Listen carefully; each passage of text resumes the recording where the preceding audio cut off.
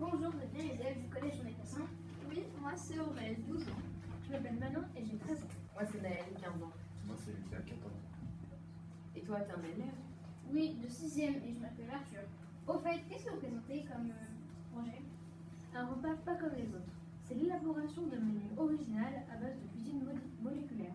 Mais nous avons voulu associer la cuisine moléculaire à la cuisine traditionnelle. Pour sublimer les goûts et expérimenter de nouvelles textures. Et c'est quoi la cuisine moléculaire? La cuisine moléculaire est une cuisine qui met en valeur le goût, la texture et l'apparence. Mais quelle technique spécifique utilisez-vous? Nous en utilisons 5 principales. La sphérification, La gélification, L'émulsion et le foisonnement. Et le persistement. Regarde, Lucas t'a préparé un cocktail. Alors, je te présente mon cocktail arc-en-ciel. mais comment les couleurs tiennent-elles sans se mélanger? C'est la différence de masse diminuée. Par exemple, le sirop qui est en bas, il a une grosse teneur en sucre, qui fait qu'il est lourd, donc il va se positionner en bas. Mais l'eau gazeuse, c'est coloré en bleu, se positionne en haut, car elle contient du gaz qui la rend plus légère. voilà l'entrée. Du caviar et des tomates sèches sur un lit d'avocat. Mais comment fais-tu les billes? C'est lui, c'est assez simple au final. Hop.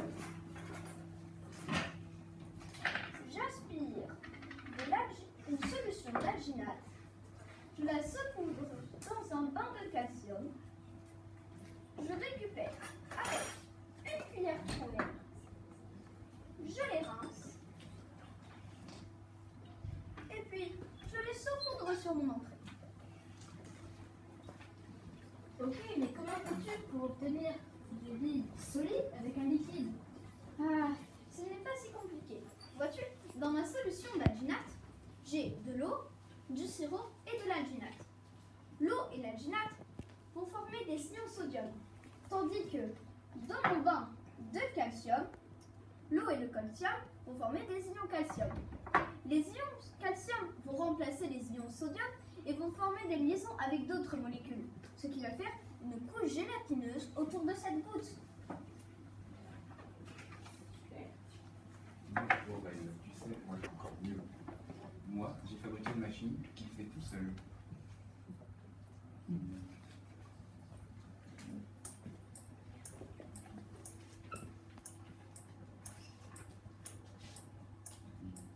C'est grâce à un système Arduino qui a été programmé. Le programme en fait envoie des délais à l'électrovan qui laisse ou pas passer le liquide et après ça tombe dans le bac reprenant le système de Intéressant.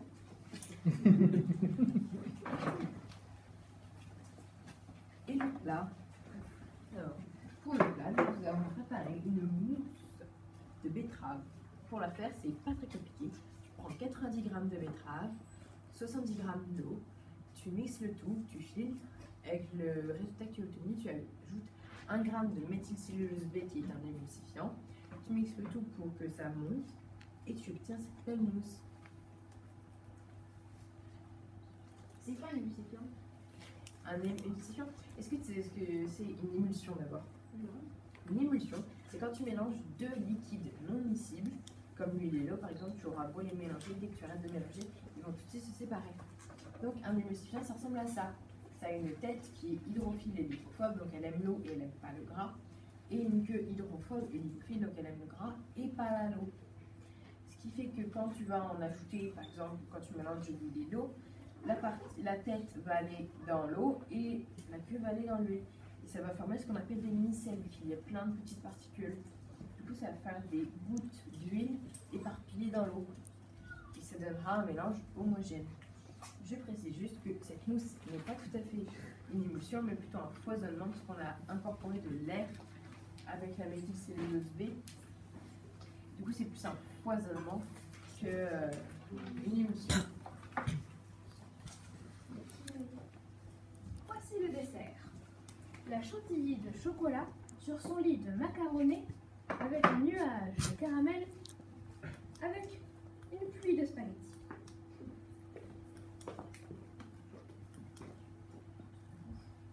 Mais tout vient de la cuisine traditionnelle. Les spaghettis ne sont pas ceux que tu peux acheter dans le commerce. Nous les avons cuisinés avec de l'agar-agar. Mais c'est quoi l'agar-agar? C'est un gélifiant qui, comme tous les gélifiants, a des protéines, des branches de protéines. Lorsqu'on les mélange avec un liquide, ils sont libres. Mais avec le temps et en refroidissant, elles créent des poches dans lesquelles va s'emprisonner le liquide. On va alors avoir l'impression que c'est solide.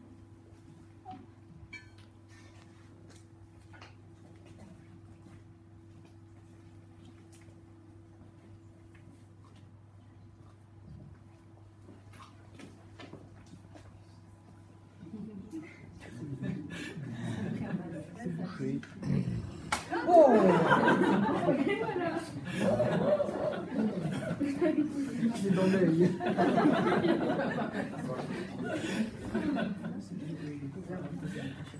Donc comme vous pouvez le voir, nous avons également fait une mousse au chocolat, mais c'est pas une mousse au chocolat ordinaire évidemment. C'est une mousse au chocolat sans œufs et sans sucre ajouté. Donc pour la faire, c'est très simple, on prend 75 g de chocolat et 60 g d'eau. On fait fondre le tout dans une casserole, puis on fait un bain-marie inversé, tout en fouettant pour refroidir et en même temps incorporer de l'air. Ensuite, on met le tout quelques heures au frigo et une belle mousse de chocolat. Ensuite vient la partie que je préfère, le sucre. Comme ce qu'ils appellent le nuage de caramel n'est pas vraiment fait avec du sucre que l'on peut acheter dans le commerce. Il est fait avec de l'isomalte. L'isomalte est un sucre ne contenant pas de molécules de sucre comme le saccharose, fructose ou encore glucose. Mais ce n'est pas sa seule propriété. Quand il devient liquide, au lieu de roussir comme les autres sucres, il va garder sa transparence. Même si tu l'auras remarqué, il n'est pas totalement blanc ni transparent. C'est dû au sirop que nous avons rajouté dedans, parce que sinon il n'avait pas de goût. Mais je ne pense pas que ce soit le seul sucre. Non, il y a aussi du sucre pétillant. Le sucre pétillant est composé de petits morceaux de sucre qui contiennent du dioxyde de carbone, le CO2 si vous préférez. Le sucre ne se dissout que dans l'eau. Si on le mélange avec du chocolat, comme on peut le voir ici, il n'y a pas de problème. Mais lorsqu'on mange le chocolat, le sucre va se dissoudre et le CO2 s'échapper. On va alors avoir cette sensation de picotement dans la bouche. En conclusion, la cuisine moléculaire peut aider certaines personnes qui ont des allergies ou les personnes diabétiques en réduisant le taux de sucre dans certains produits, mais elle peut également sublimer les goûts, car quand nous faisons la cuisine traditionnelle, les goûts peuvent être parfois un petit peu altérés, alors que dans la cuisine moléculaire, ça ne l'est pas. Et en plus, ce n'est pas très dur d'en faire, n'est-ce pas, Arthur? Oui, vous prenez de la méthylcellulose B et du jus de fruits. Mettez tout dans une bouteille. Bien sûr, mettez une cuillère à café dans la bouteille de méthylcellulose B. Et brassez. Tout en fermant le bouchon. Pour pas en mettre partout. C'est ça. Je pense que c'est Une expérience. Voilà. Ensuite, vous voyez la mousse apparaître. Et vous fermez, vous mettez tout dans un verre.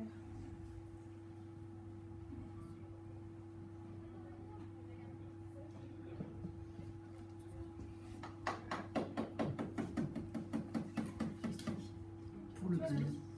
Et du coup, le jus va se déposer au fond et la mousse au-dessus. C'est ça.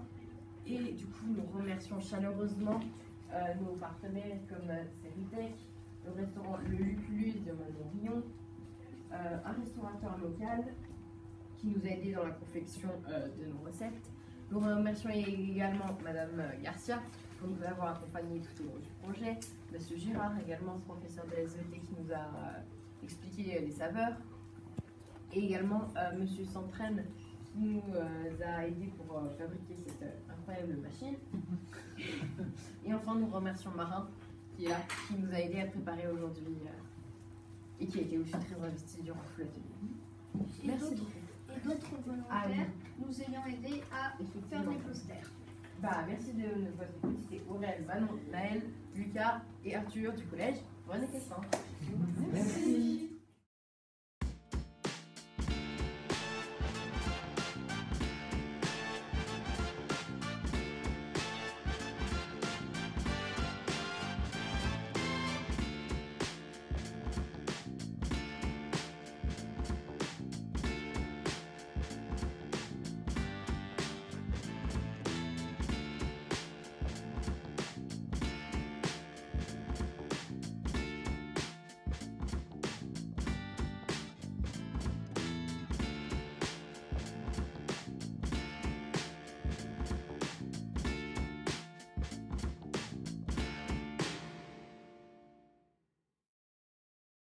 Ce fut une année très riche en expériences. C'était très stressant de passer devant le jury, mais c'était très bien quand même. On a quand même beaucoup le seum, on a fini deuxième. Mais on s'est bien amusé. Ce fut une année incroyable au sein de cet atelier. Et ici, chacun trouve sa place et s'exprime à sa guise.